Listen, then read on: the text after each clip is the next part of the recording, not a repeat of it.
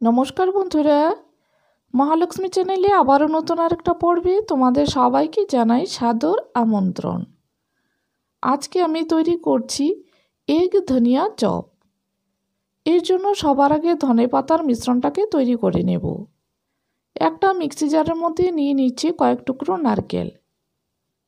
প্রথমে শুকনো অবস্থায় নারকেলটাকে মিক্সিতে ঘুরিয়ে নিলাম। এবার এর মধ্যে দিয়ে দিচ্ছি বড় 3 কোয়া রসুন, স্বাদ অনুযায়ী 6টা কাঁচা লঙ্কা ও 1 আঁটি ধনেপাতা।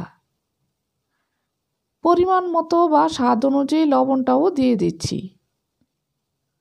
অল্প একটু জল দিয়ে আবারও মিক্সিতে ঘুরিয়ে মিহি করে পেস্ট বানিয়ে নিলাম।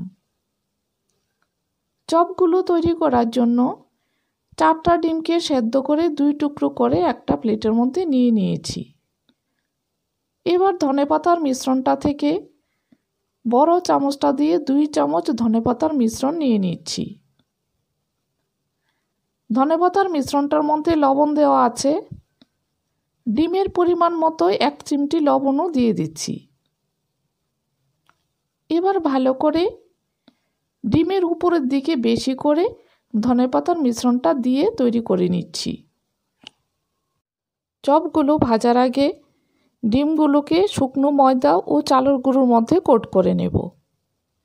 একটা প্লেটের মধ্যে নিয়ে নিচ্ছি টেবিল চামচে 2 চামচ ময়দা আর 1 চামচ চালের গুঁড়ো। 1 চিমটি লবণ দিয়ে শুকনো অবস্থায় ভালো করে মিশিয়ে নিচ্ছি। এবার এর মধ্যে একটা ডিম নিয়ে ডিমের উপরের দিকটা ধনেপাতার সাইডটাকে ময়দা ও চালের গুঁড়োর মিশ্রণটার মধ্যে উল্টে দিয়ে ভালো করে চেপে চেপে লাগিয়ে নিচ্ছি।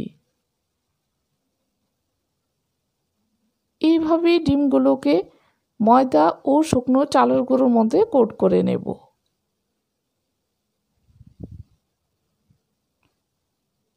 এক এক করে সবগুলো ডিমকে আমি কোট করে নিচ্ছি।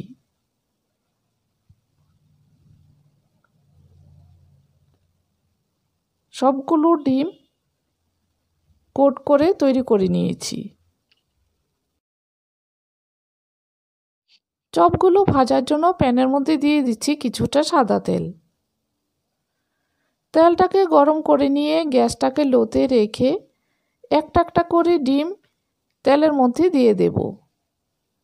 ডিমের উপরে ধনেপাতার সাইডটাকে প্রথমে তেলের মধ্যে উল্টে দিয়ে দিচ্ছি।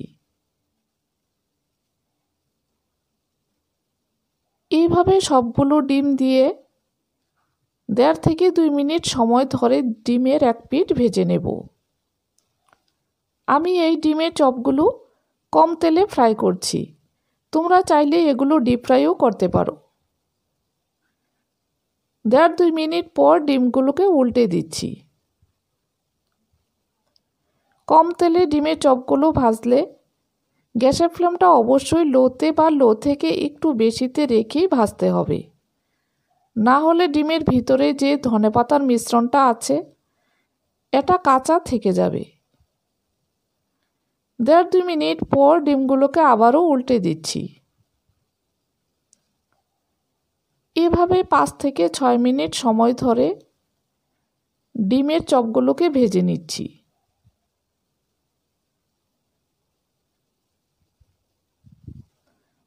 ডিমের চপগুলো গোল্ডেন ব্রাউন করে ভাজা হয়েছে। এবার নামিয়ে রেখে দেব। এইভাবে ধনেপাতার মিশ্রণ দিয়ে এগ ধনিয়া চপ তৈরি করলে স্টার্টারে বা স্ন্যাক্সে সসের সাথে সার্ভ করা যাবে। এই রেসিপিটা যদি তোমাদের কাছে ভালো লাগে তাহলে প্রতিদিনের মতো আজও আমার চ্যানেলটাকে লাইক, শেয়ার ও সাবস্ক্রাইব করার জন্য অনুরোধ করছি।